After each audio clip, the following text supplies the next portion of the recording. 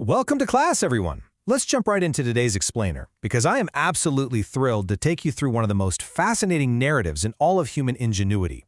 We're going to trace the grand evolutionary tale of how we went from meticulously flipping physical hardware switches to literally having conversations with AI to build our software.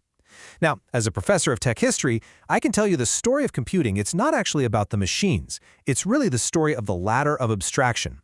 It's about how we continually build tools to hide the complex reality of the hardware just so our human brains can focus on solving much bigger problems. Okay, let's dive in.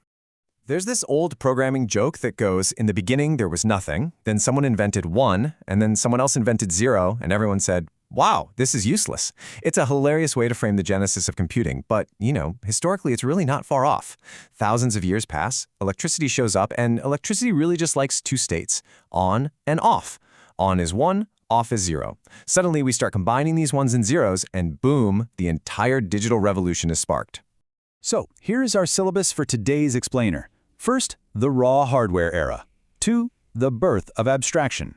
3, C and the power age. 4, Java and virtual machines. 5, the framework wars. And finally, 6, the future of thinking. All right, moving right into section 1, the raw hardware era. To really get this, we need to go back to a time before computers understood words. Back then, to operate them, programmers had to meticulously feed physical punch cards into massive machines just to control raw voltage. And the magic number here was 255. Because working with single bits of electricity was quite frankly painfully slow, engineers grouped 8 individual bits of voltage together.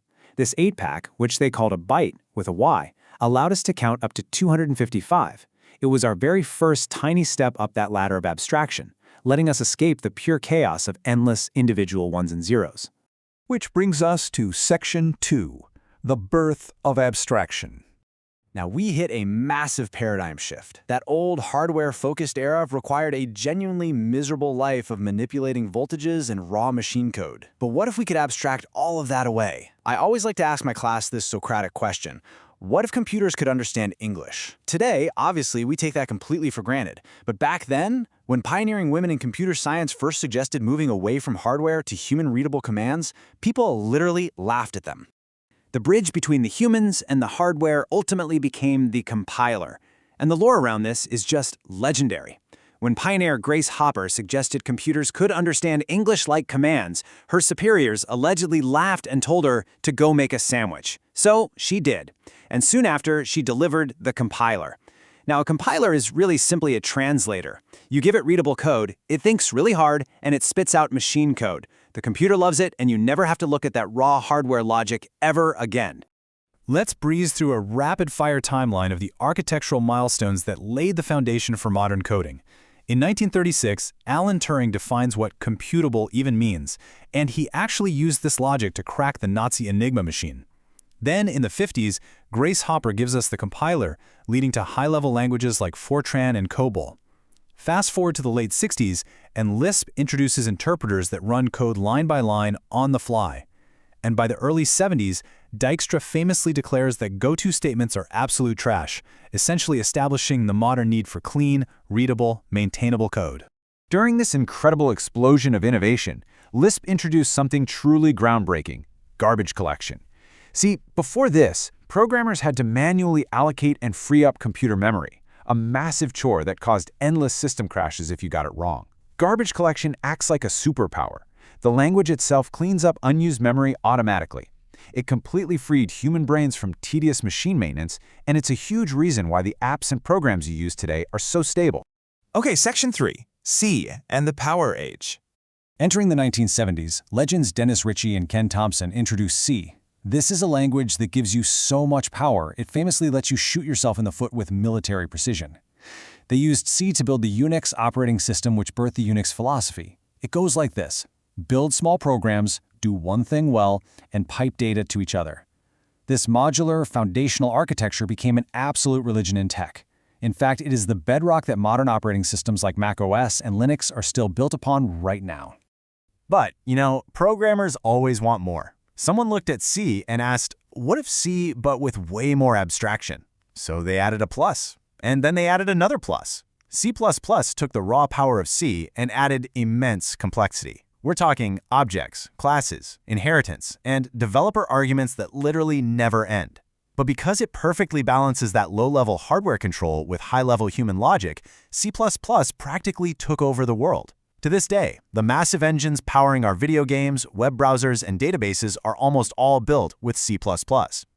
Moving on to Section 4, Java and virtual machines. As we pushed into the 90s, a totally new architectural problem arose. How do you get your code to run on a Mac, a PC, and a server without having to completely rewrite it every single time? The answer was a brilliant piece of technological cheating. James Gosling gave us Java, and with it, he introduced the virtual machine.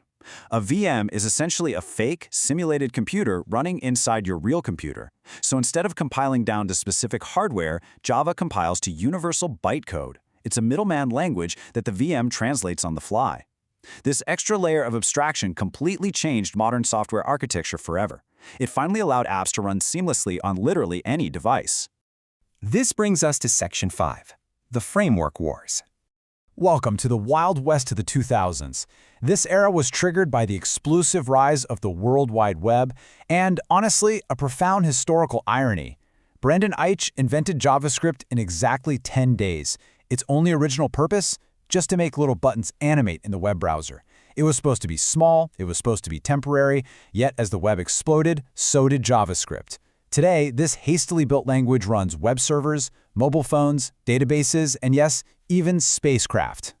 Because JavaScript became so ubiquitous, programmers did what they do best. They added layers upon layers of complex abstraction right on top of it. And the resulting ecosystem became completely overwhelming. Just look at the casualties of the framework wars: jQuery, MooTools, React, Angular, Vue, Svelte, and literally thousands more. Actual wars were fought in internet forums over which framework was best.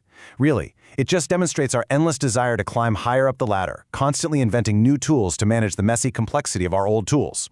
The really crucial takeaway here is that the last few decades have mostly been about cleanup. We realized the wild complexity of the 90s and 2000s was just becoming unmanageable.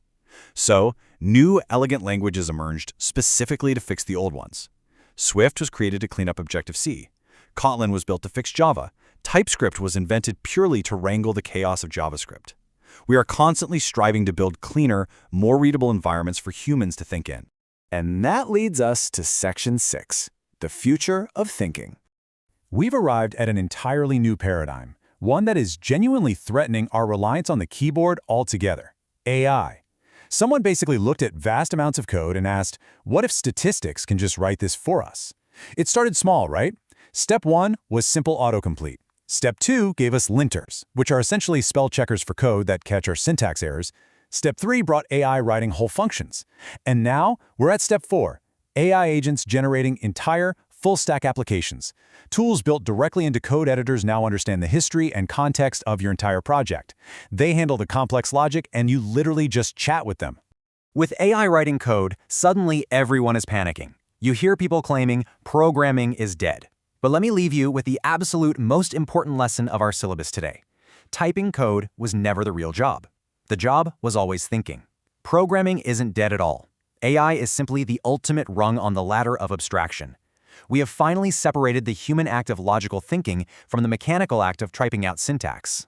Which leaves us with this final provocative thought to wrap up today's explainer. From punch cards to compilers, from C++ to virtual machines, and now all the way to artificial intelligence, we have spent a century abstracting away the hardware. So I ask you, if programming simply keeps changing the keyboard, what will you build when the keyboard completely disappears? Thank you so much for joining me in class today. I hope this sparked your curiosity, and I will see you in the next explainer.